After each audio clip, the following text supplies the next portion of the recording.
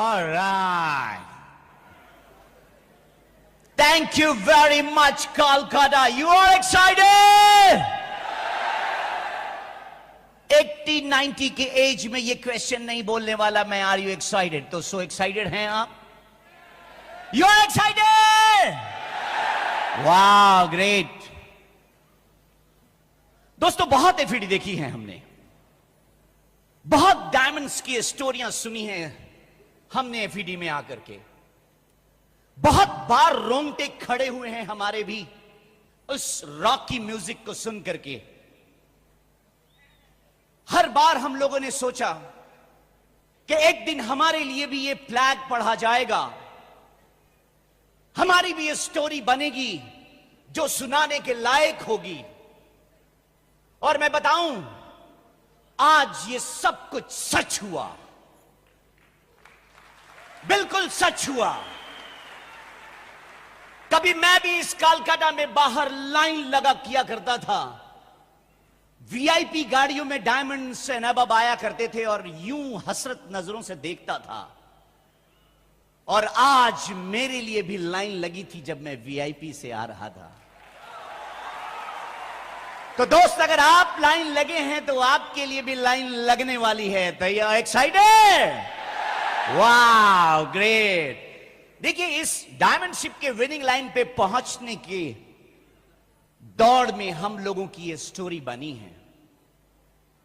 वैसे तो कहते हैं जिंदगी में जो पैदा होता है उन सारे लोगों की स्टोरियां बनती हैं, लेकिन कुछ लोगों को उसकी स्टोरी सुनाने का मौका मिलता है और कुछ लोगों को तो स्टोरी सुनाने का मौका नहीं मिलता। Thanks to Allah, thanks to Amway and thanks to Britt Worldwide कि आज हम लोग आपके सामने एक साधारण सी स्टोरी सुनाने वाले हैं। आज इस एफईडी फंक्शन में मैं सिर्फ आप लोगों को एक ही चीज कहना चाहूंगा कि इस फंक्शन से एक छोटी सी फेथ लेके जरूर निकलिएगा, खा वो राई के दाने के बराबर फेथ क्यों ना हो। और उस फेथ को 593 BIB में इन्वेस्ट कर दीजिएगा, एक्शन में इन्वेस्ट कर दीजिएगा। और अगर आपने उसे एक्शन में इन्वेस्ट कर दिया तो यह पक्की बात है कि सब कुछ रियलिटी में कन्वर्ट हो जाएगा। जो आज हम लोगों के साथ यहां पे हो रहा है, इस स्टेज पे हो रहा है, वो सब कुछ आपके साथ होने लग जाएगा। इसमें नो क्वेश्चन, कोई सवाल ही नहीं है यहां पे। यही शायद इस एफईडी का मैजिक है। इस एफईडी फंक्शन में लोग पूरी दुनिया में आते हैं और लाइफ में ड्रास्टिक चेंज करने का डिसीजंस लेकर जाते हैं। और उम्मीद है और हम प्रे करते हैं ऊपर वाले से कि आज आपका भी दिन होगा और आप भी डिसीजंस लेके जाएंगे। दोस्तों, हम लोग बिल्कुल, हमारे दोनों की बिल्कुल हम्बल बैकग्राउंड है। हम कोई सुपर शॉट नहीं है, तो इसका मतलब यह नहीं है कि हम बेवकूफ हैं। आपको मैं बताऊं कि जब हम लोगों की स्टोरी आप सुनेंगे ना, तो आप लास्ट में कहने वाले हैं, पता क्या कहने वाले हैं? कहने वाले हैं, अरे धत तेरी का, अगर ये कर सकते हैं तो हम इनसे ज्यादा बढ़िया कर सकते हैं। सबसे पहले मैं शुक्रिया अदा करना चाहता हूं उस ऑलमाइटी अल्लाह का, जिसकी वजह से ये पूरी दुनिया है, हम हैं। उसके बाद हम शुक्रिया अदा करना चाहते हैं अपनी फैमिली का, जिन्होंने अच्छे वैल्यूज के साथ में हमें बड़ा किया। उसके बाद हम शुक्रिया अदा करना चाहते हैं अपलाइन स्पॉन्सर, जिन्होंने हमें यह बिजनेस दिया, MD रियाजुद्दीन एंड नाज बानो का। उसके बाद हम अब शुक्रिया अदा करना चाहते हैं अपलाइन मेंटर, जिनकी मेंटरशिप में हमने ये बिजनेस को इतनी दूरी तक लेकर के आया हूं मैं, mister A Z Khan and Shabnam Ara का। दोस्तों, उसके बाद शुक्रिया अदा करना चाहते हैं जिनसे मैंने डायमंड शिप जाने का तरीका सीखा, जिनसे बहुत कुछ सीखा हमने। नॉन अदर देन, आपने उनको सुना, देखा, diamond going can, Kaushik and Shubha Datta. And उसके बाद जिनसे बहुत कुछ सीखा, फाउंडर एमरल्ड गोइंग कैम, देवाशीष एंड मीता सरकार, इंडिया के first EDC Subhashish and Sujata Ghosh, उनसे भी बहुत कुछ सीखा हमने। दोस्तों, उसके बाद मैं शुक्रिया अदा करना चाहता हूं उस लेजेंडरी कपल का जिनको पिन से मेजर नहीं कर सकते आप, अशिताबा एंड श्वेता दत्ता। उसके बाद फायर ब्रांड कपल, जिनकी फायर की चपेट में हम लोग आ गए, वो तो पूरी दुनिया जानती है उनको, Tirthankar and Suparna Datta, founder diamond गोइंग कैन, and then Kanti and Lata Gala, double diamond गोइंग कैम, and then Bill and Peggy Britt. दोस्तों, इन लोगों की शुक्रिया अदा करने के लिए मेरे पास एक लफ्ज है, एक बात, एक लाइन में बोल देता हूं। ये जो जिंदगी कह रही है हर गाम पे सलाम, ऐ अप लाइन्स ये तेरी रफाकत का फैज है। अगर मायने ना समझ में आई हो तो मैं यूं बता देता हूं आपको कि जो मेरी जिंदगी में जितनी भी इनाम है, ये जो शोहरत है, ये जो खुशियां हैं, वो इन अप लाइन से किए गए दोस्ती का नतीजा है। दोस्तों, जैसा कि मैंने कहा, मैं बिल्कुल साधारण घराने से हूं। मेरे फादर पुलिस ऑफिसर थे। जब मैं +2 में था, मेरे फादर का डेथ हो गया। फिर आगे की पढ़ाई मेरे भाइयों ने कराई और मेरी मां एक हार्ड वर्किंग हाउसवाइफ जो सब कुछ खुद से करती थी। हमने उनसे सीखा जिंदगी में सब कुछ खुद से किया जाता है। मेरे घर का माहौल कुछ ऐसा था दोस्तों, मैं बताऊं आपको, कि लोग घर में कहते थे कि ईमानदार रहना है, हमेशा सच बोलना है और स्पिरिचुअल प्रिंसिपल बेस्ड लाइफ जीना है, और इसको फॉलो करके तुम दुनिया में कुछ भी पा सकते हो तो खुश रहोगे। इन्हीं माहौल के बीच में मैं पला बड़ा, लेकिन मैं बहुत कंफ्यूज था। मैं हमेशा सोचता था क्या सच में मैं ईमानदार रह करके मैं इस दुनिया के अंदर में बहुत बड़ा बन सकता हूं? इस कंफ्यूजन के बीच में मेरी पढ़ाई चली, और इस पढ़ाई में मैंने बहुत एक्स्ट्राऑर्डिनरी नहीं किया, लेकिन ऑर्डिनरी भी नहीं किया। यानी सब कुछ ठीक ठाक, लेकिन मैं क्रिएटिव था। मैं हमेशा एक सोचू किस्म का था। मैं हमेशा सोचता था, ये क्यों, ऐसा क्यों, और क्यों नहीं ऐसा। हमें याद है कि आज भी हमारी स्कूल्स की बुक्स में हमारे नाम इसलिए लिखे जाते थे कि मैं बहुत ही क्रिएटिव, साइंस में बहुत मॉडल बनाए हमने, बहुत सारी इनामें जीती हमने, और बहुत ही क्रिएटिव टाइप होने की वजह से, बहुत बड़े सोच की वजह से मेरे दोस्त मुझे कहते थे, हे देख न्याज आ रहा है, ये फेंकू है, बड़ी बड़ी बातें फेंकता है, अरे लपेट लपेट लपेट। मेरे दोस्त ऐसे बोला करते थे क्योंकि मैं बड़ी बातें करता था, बड़ी सोच था मेरे पास में। और जब बड़ी आप सोच सोचते हैं ना, लोग तो अंडे मारते हैं, तो मैं बड़ी सोच का मालिक था। लेकिन खैर, मुझे आज भी एक वाकया याद है कि मेरी मां कहती थी, ये प्रिंस है, प्रिंस। और क्यों प्रिंस बोलती थी पता है? क्योंकि मैं बड़ी बड़ी सलाहें दिया करता था घर में, तो मेरे घर के लोग बोलते थे, इससे सलाह ना लिया करो, ये अपने बजट में बैठता नहीं है। तो खैर ऐसी चला, लेकिन थैंक्स गॉड कि मैं इतना इंटेलेक्चुअल बचपन में ही नहीं था कि मैं बड़ी ड्रीम देखने से डर जाता। इतना इंटेलेक्चुअल नहीं था मैंने केमिस्ट्री में ऑनर्स किया, डिस्टिंक्शन भी ली मैंने, लेकिन सडनली मेरे दोस्तों ने मुझे कहा कि ग्लैमर का दुनिया है यार, क्रिएटिव हो तो चलो डिजाइनर बन जाते हैं। फिर मैं उस तरफ मूव किया, डिजाइनर बन गया। उसके बाद मेरी दिल्ली में कुछ अमीर बच्चों के साथ में दोस्ती हो गई। वहां पे उन लोगों ने बताया कि एक्सपोर्टर है मेरे फादर और बहुत रिच हैं। फिर मैंने डिसाइड किया मैं एक्सपोर्टर बन जाऊंगा, और उसके बाद मैं कलकत्ता आ गया, और कलकत्ता में अपने एक्सपोर्ट इंपोर्ट के कारोबार की शुरुआत करने के फेज में था। दोस्तों, ये जो मेरी इतनी सारी चेंजेस है, वो मेरे अंदर की छटपटाहट है, एवरेज जिंदगी से उठने की छटपटाहट। कहते हैं ना कि अगर आपकी जिंदगी में पर्पस है तो दम है, अगर छटपटाहट है तो आप जिंदा हैं। तो ये छटपटाहट थी मेरे अंदर में।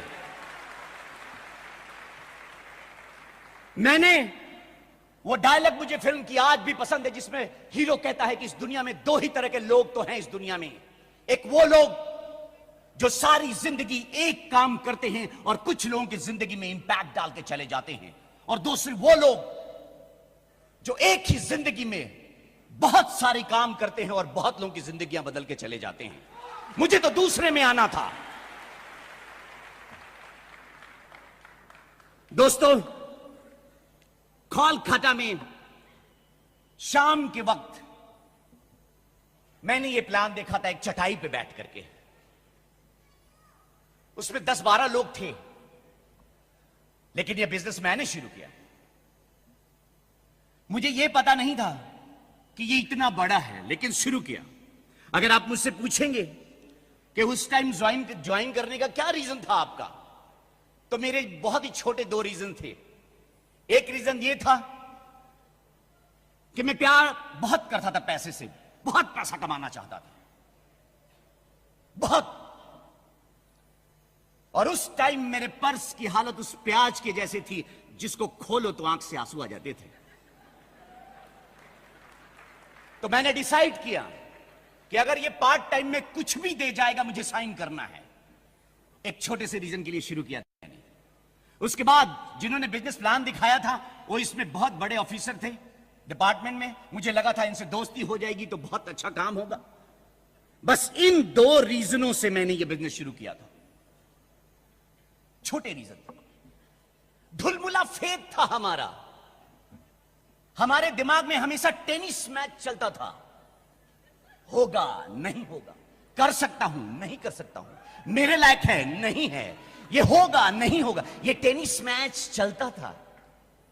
लेकिन मैं आपको बता सकता हूं कि एक वाकया, जब मैं ग्रैंड ओबराय होटल में गया, वहां पे लेदर का फेयर लगा हुआ था। मैं उस फेयर में गया तो एक जर्मन बायर आए हुए थे। उन्होंने मेरे वैलेट से मेरे एमवे का कार्ड देखा और उन्होंने मुझे कुछ बातें बताई। उन्होंने बताया कि जर्मनी में मेरा एक फ्रेंड है, वो यंग है, रिच है और फ्री है। जिंदगी में पहली बार ये तीनों चीज को मैंने एक साथ सुना था, यंग, रिच एंड फ्री। मैंने कहा वाह, जिसकी तरह मैं जिंदगी में कभी बनना चाहता हूं, ये मुझे क्यों मोटिवेट कर रहा है। मैंने कहा ठीक है। वहां से फेथ आई, फिर मीटिंग में जाने लगा। मीटिंग में जाने के बाद मैंने देखा मीटिंग में तो लोग बड़े एक्साइटेड थे, हर बैकग्राउंड के लोग, टैलेंटेड लोग, एजुकेटेड लोग, NRIs, Nobel award nominated doctors. वाह, मैं इनको देख के मैं बोला ये तो अपनी जैसी बातें करते हैं, हार्ड वर्क की बातें करते हैं। ये कहते हैं कि आप जिंदगी में कुछ भी पा सकते हैं, बड़ी चीजें पा सकते हैं। ये सब कुछ अपने जैसा बात कर रहे थे, जैसा कि मैंने बचपन में सोचा था। मुझे लगा आहा, ये क्या बातें कर रहे हैं। अब क्या हुआ बताओ, मैं प्यार हो गया, मुझे इस माहौल से प्यार हो गया। मुझे नहीं पता था कि ये बिजनेस क्या देगा, लेकिन इस एनवायरनमेंट से मुझे लव हो गया। और पता है, मैं एक बात बताना चाहता हूं, जब किसी चीज से लव हो जाता है तो क्विट करना मुश्किल हो जाता ना। आप क्विट नहीं कर पाते ना। तो मैं पैशनेट था, मैं बस पागलों की तरह काम करना चाहता था, बड़ी बातें करना चाहता था, लोगों की बातें बताना चाहता था कि देखो जिंदगी बदल सकते हो, ये जिंदगी बदलने की बिजनेस है। मुझे याद है आज भी कि जब मैं ये बिजनेस प्लान में, मेरे अपलाइन ने मुझे प्लान दिखाया तो मेरे भी पांव हिलते थे। मुझे भी प्लान दिखाना नहीं आता था, लेकिन मैंने प्लान सीखा। और प्लान दिखाने के लिए ये मेरी पैशन थी कि कलकत्ता में मेरा कोई भी आदमी नहीं था, कोई आदमी नहीं था मेरा। लेकिन मैं प्लान दिखाने के लिए अपलाइन को बोलता था, अपलाइन प्लीज मुझे बताओ प्लान कहां दिखाऊं मैं। वो बोले मेरे साइड लेग में एक है, जाके प्लान दिखा सकते हो। मैं उनके घर पे गया, प्लान खुद दिखाता था। हर वीक जाता था होम मीटिंग में प्लान करने के लिए, और प्लान कर करके उनके बहुत सारे गेस्ट आते थे। मैं प्लान करता था, वो बहुत खुश। और उनकी खूब ज्वाइनिंग होती थी, वो 9% भी चली गई।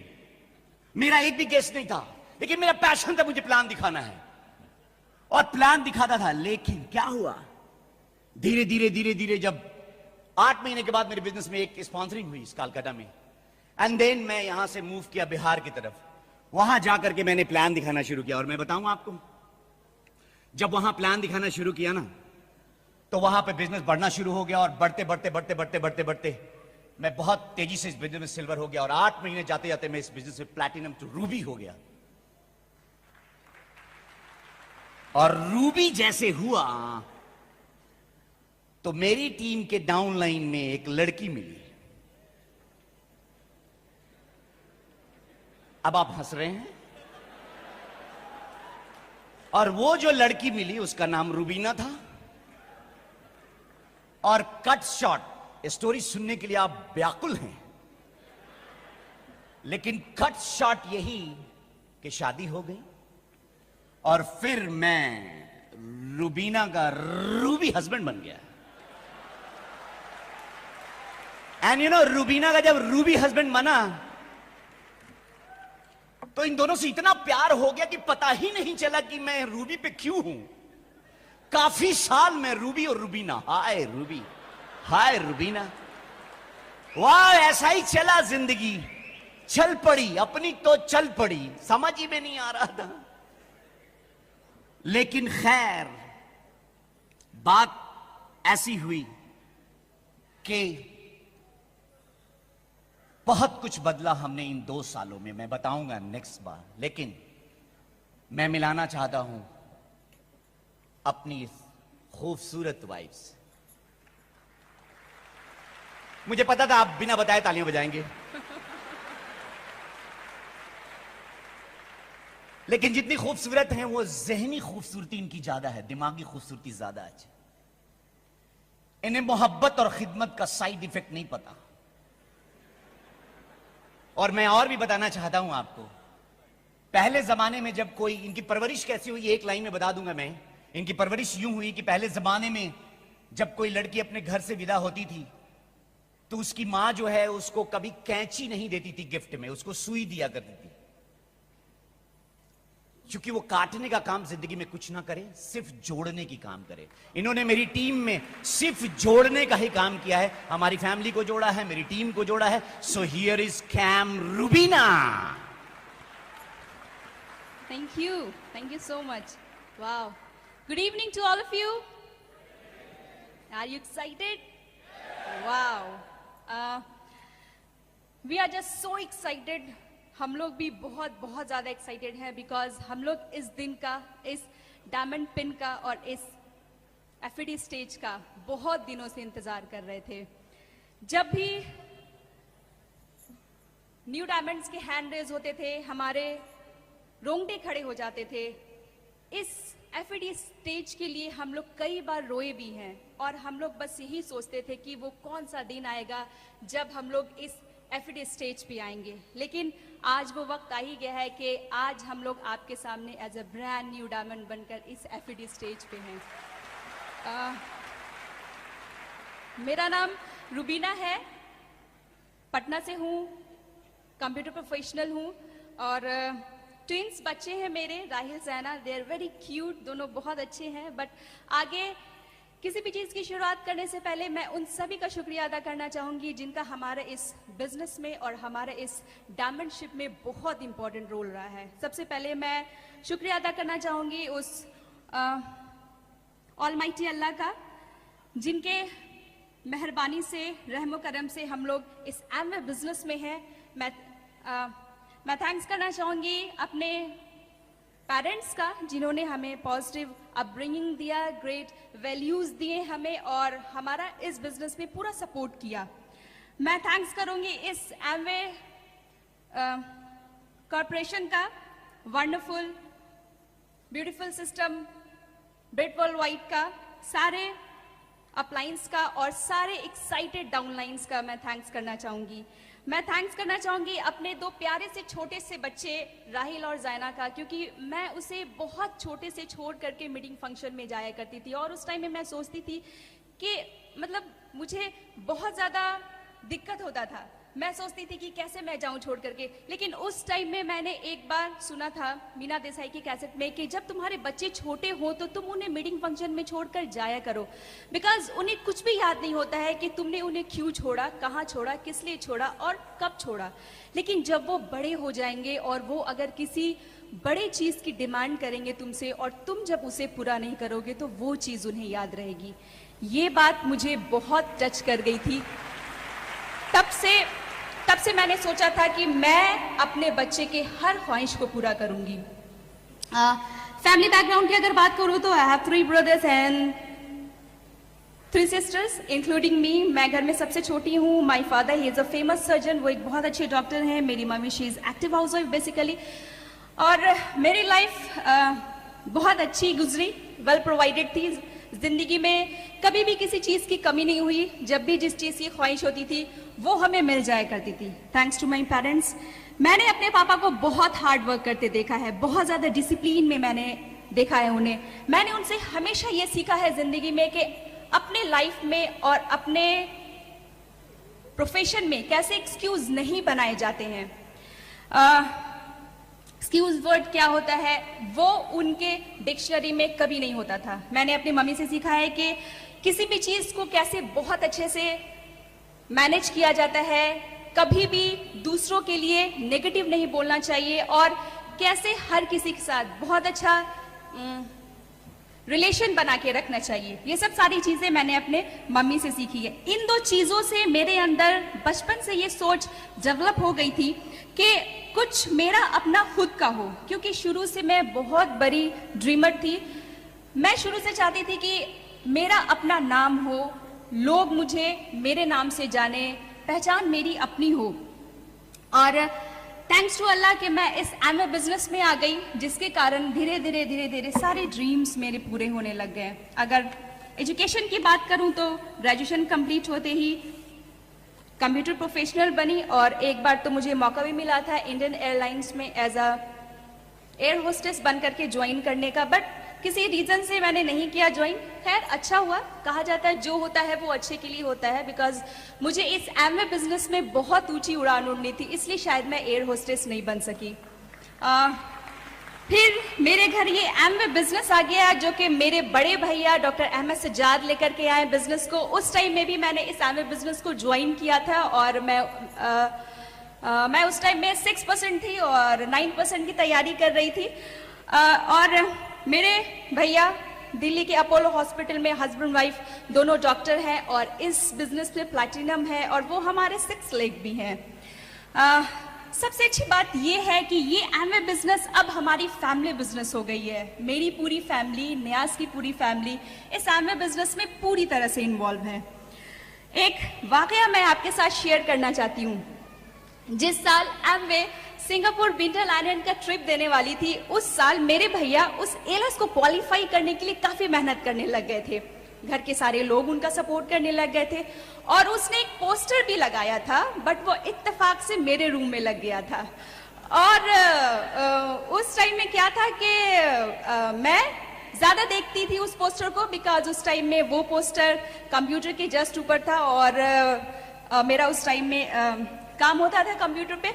तो जब भी मैं उस पोस्टर को देखती थी मैं यही सोचती थी कि वाओ कितना मजा आएगा जब ये लोग सिंगापुर जाएंगे, कितना इंजॉय करेंगे ये लोग, काश मैं भी अपने भैया के साथ जाती। जब भी मैं उस पोस्टर को देखती थी मैं हमेशा यही बोलती और यही सोचती थी। तब मुझे नहीं पता था कि power spoken word and power thinking क्या होती है। उसी साल मेरी शादी न्यास से हो गई और मैं सिंगापुर एयरलाइंस के लिए क्वालिफाई कर गई।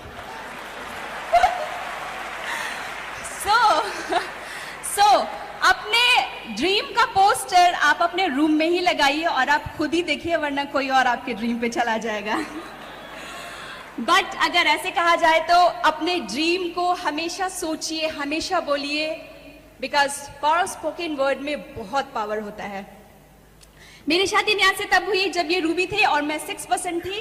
वो कहा जाता है ना कि ये बिजनेस स्मार्ट बिजनेस है जिसमें हम हार्ड वर्क नहीं स्मार्ट वर्क करते हैं, और वही शायद मैंने भी किया। मैंने न्यास से शादी कर लिया और मैं शादी के बाद डायरेक्ट 6% से रूबी हो गई, and that is called smart work, you know.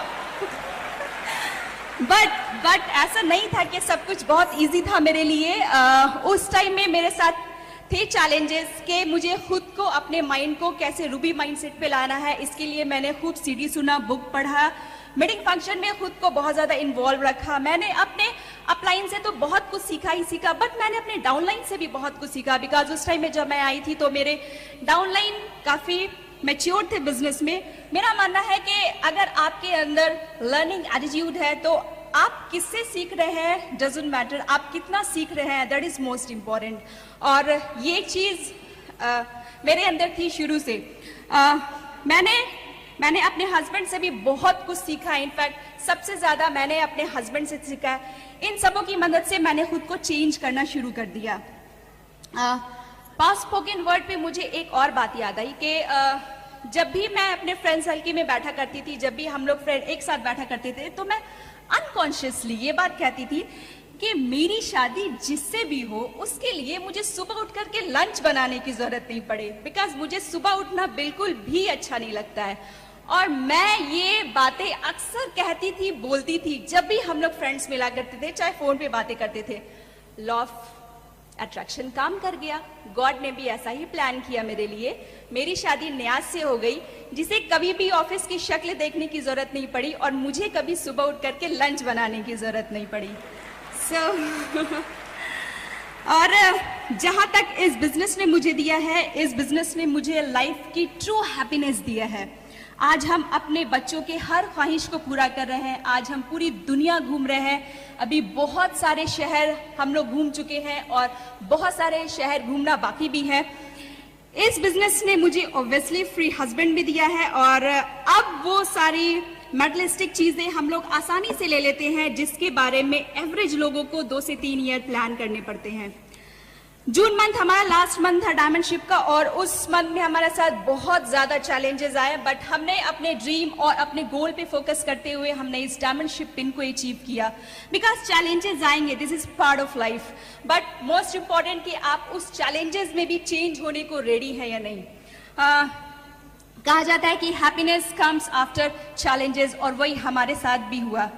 But Amway के रिवॉर्ड के सामने सारे चैलेंजेस कम पड़ जाते हैं। जब आप डायमंड चले जाते हैं तो एमवे आपको इतने सारे रिवॉर्ड्स देने लगते हैं कि आप भूल जाते हैं कि आपके साथ क्या क्या चैलेंजेस आए।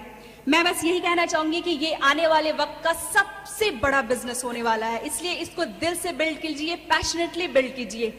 और अब मैं माइक न्यास को देने से पहले ऑब्वियसली उनके बारे में कुछ कहना चाहूंगी कि ये बहुत हार्ड वर्किंग है। ये बहुत ज्यादा पैशनेट रहते हैं अपने ड्रीम को लेकर के, बहुत बड़े ड्रीमर भी हैं और ये बहुत ऑनेस्ट भी हैं। कभी भी ये एथिक्स से कॉम्प्रोमाइज नहीं करते हैं और ये हमेशा बहुत एक्साइटेड रहते हैं, है ना, बहुत ज्यादा excited. So please help me welcome my excited hero Niaz Ahmed. Thank you. Right, thank you very much Rubina, thank you. And now मैं आपको बताता हूं आखिर पिछले 2 सालों में क्या हुआ हमारी जिंदगी में जो हमने डायमंडशिप की तैयारी कर ली। देखिए, मैं टीम में बहुत मेहनत करता था, काम करता था, दौड़ता था, लोगों को बताता था, लेकिन कुछ लगने लगा था हमें ऐसा लगने लगा था यार मैं टीम को बताता तो हूं लेकिन टीम समझती क्यों नहीं है। मुझे यह समझ में नहीं आता था। मैं बताता हूं, बहुत अच्छी बातें बताता हूं, बहुत किताबें पढ़ के बताता हूं, लेकिन मैं बहुत सोचने लगा, मुझे लगा कि मुझे रिस्पेक्ट नहीं मिल पा रहा है। पता है, रिस्पेक्ट पाने का धक्का इतना कस के लगा कि मैं इस बिजनेस में पागलों की तरह बेसिक्स पे फोकस हो गया और पूरे लाइन या लेंथ पर हमने वो सारी बेसिक्स खुद इतनी तेजी से करने लगा कि सब कुछ कहानी बदल गई। जब अपनी गाड़ी से जा रहा था तो उस ऑटो के पीछे वो लिखी हुई चीजें मुझे इतना झकझोर दिया था कि मैं बता नहीं सकता। उसमें लिखा हुआ था, पता है क्या, कि ठहरा हुआ पानी और रुका हुआ इंसान सड़ जाता है। मैंने कहा न्याज,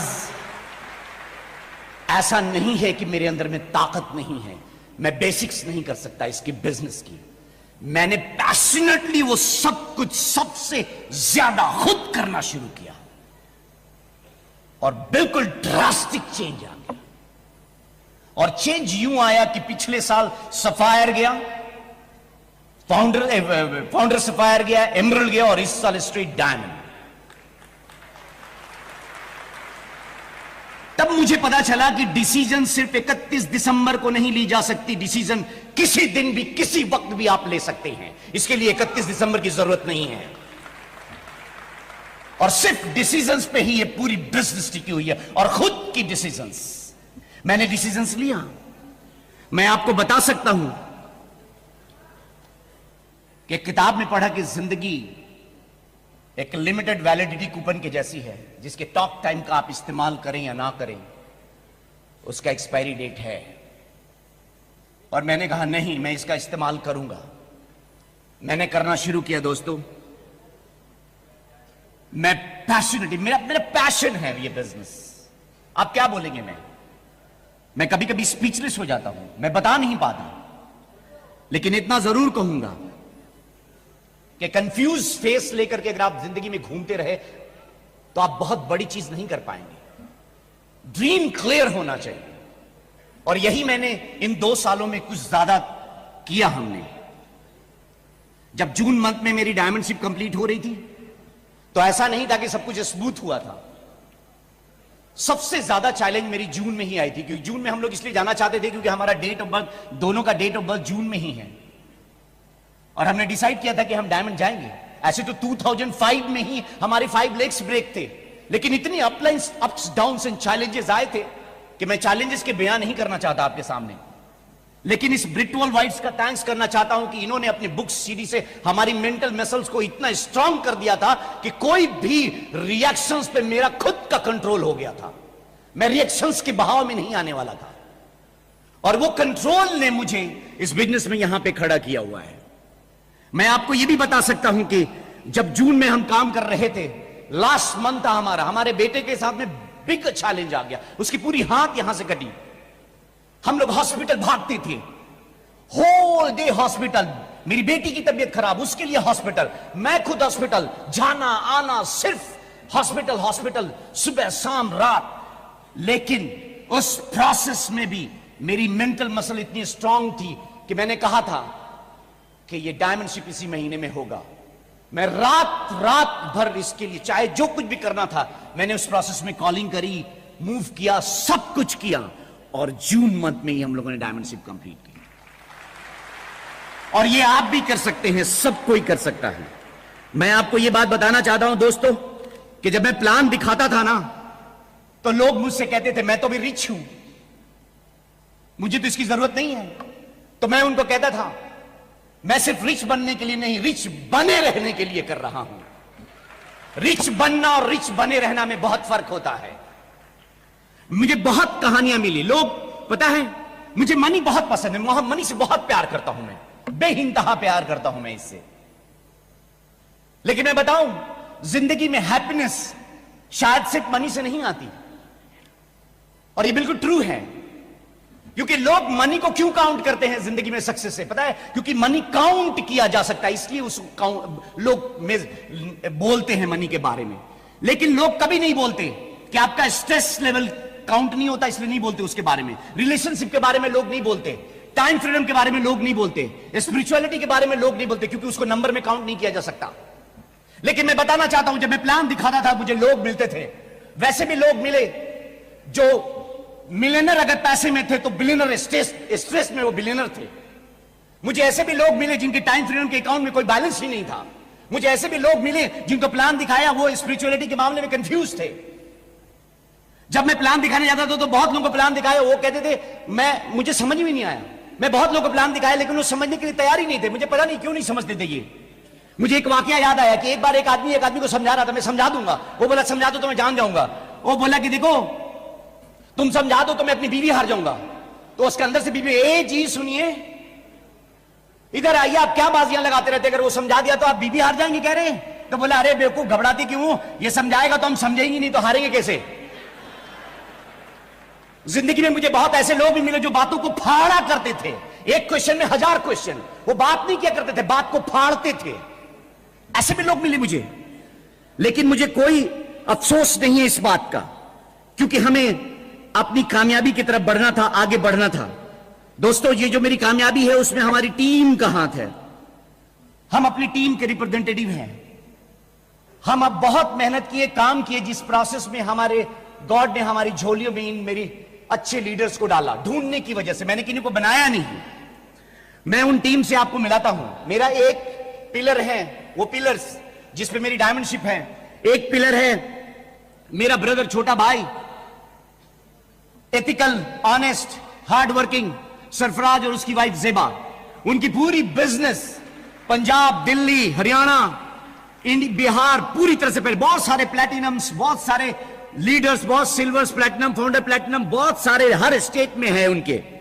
मैं आपको बता सकता हूं एक और पिलर से जो कि बहुत ही हम्बल है, सूरज कुमार एंड प्रतिमा। उनके नीचे भी बहुत सारा, उनके दिल्ली में, पंजाब में, हरियाणा में और यूपी में बहुत बड़ा टीम है। उनके अंदर बहुत सारे बड़े बड़े लीडर्स हैं। इनकी भी टीम बहुत तेजी से ग्रो कर रही है। बहुत सारे एमरल्स इनके नीचे आ रहे हैं। मैं एक और पिलर से आपको मुलाकात कराना चाहता हूं। वो गॉड गिफ्टेड लेग है मेरा, दीपक कुमार एंड रंजना। ये very intelligent and excellent couple, hard working couple and honest couple. इनकी भी टीम में बहुत सारे प्लैटिनम्स एंड सिल्वर्स हैं और बड़ी तेजी से लोग आ रहे हैं। मैं एक और पिलर से आपको मिलाना चाहता हूं। वेरी ऑनेस्ट पुलिस ऑफिसर हैं, उनकी वाइफ बैंक में है, शशि भूषण एंड मीना कुमारी। उनकी भी टीम में बहुत ग्रोथ है, बहुत सारे लीडर्स बड़ी तेजी से ग्रो करके आ रहे हैं। मैं एक और पिलर से आपको मिलाना चाहता हूं, क्षितिज कुमार एंड प्रीति। उनकी टीम में, वो इंजीनियर हैं, उनकी टीम में भी बहुत सारे बड़े बड़े लीडर्स, ऑल ओवर इंडिया में लेक फैला हुआ है उनका भी। हर स्टेट में कहीं ना कहीं सिल्वर प्लैटिनम तेजी से आ रहे हैं। मैं एक और पिलर्स के बारे में बताना चाहता हूं, जो कालकाटा में मेरा पहला लेक था। मेरा दोस्त राजू कुमार एंड मिता, उन्हीं के नीचे रुबीना के भाई हैं दिल्ली के अंदर में, doctor Ahmed Sajjad and Farhana, platinum 6th leg, जिसकी वजह से हम लोग इस बिजनेस में प्लैटिनम गए, जिसकी वजह से हम लोग डायमंड गए। उनके प्लैटिनम जाने की वजह से हम लोग डायमंड गए। दोस्तों, मैं आपको बता सकता हूं, यह सब कुछ एक बैग तो नहीं हुआ, रातों रात तो नहीं हुआ। इन सब के पीछे कोई शॉर्टकट हमने नहीं अपनाया। हमने इंतजार किया गॉड्स टाइम का, और गॉड्स टाइम में यह सब कुछ हुआ। मुझे एक वाकया याद आ गया जो मैं बताना चाहता हूं आपको।